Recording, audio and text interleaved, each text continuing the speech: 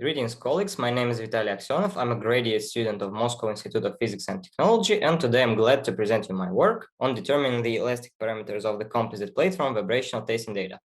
So the engineering background for this is to help the experimental group, which develops electrodes for ion thrusters. Here on this picture, you can see the experimental setup. This is the specimen to be tested. This is the special stand that generates vibrations in the vertical direction. And this stationary laser rangefinder measures the response of the specimen in some given point.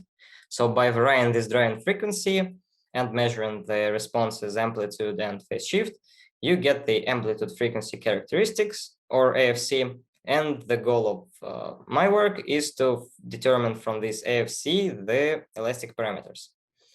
The procedure of obtaining the AFC is formalized like this boundary value problem. So these two coefficients are the elastic parameters in question, and we also have to feed from the data this parameter gamma, which determines the viscous damping. The approximate solution given by finite element method looks like this. This matrix is K, and these vectors F are constant. They do not depend on the parameters. So it's easy to use automatic differentiation techniques to get the derivatives of the unknown quantity U. We formulate the inverse problem as minimization of this minimal mean least squares between the model prediction and some reference data. In future, this will be actual experimental data, but up to date in our numerical experiments, we use simulated data and add some noise sampled from the normal distribution. We use trust region Newton method to solve this problem locally.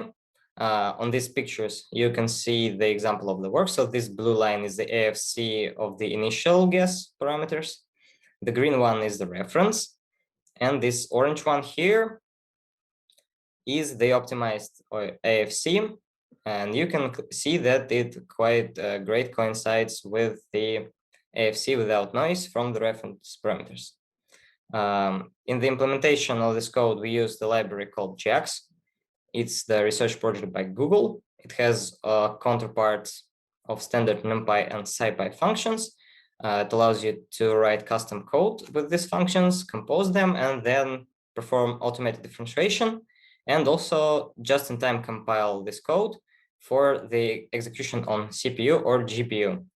The usage of this optimized GPU code provided in our practical computations the speed up of like 20-30 times, and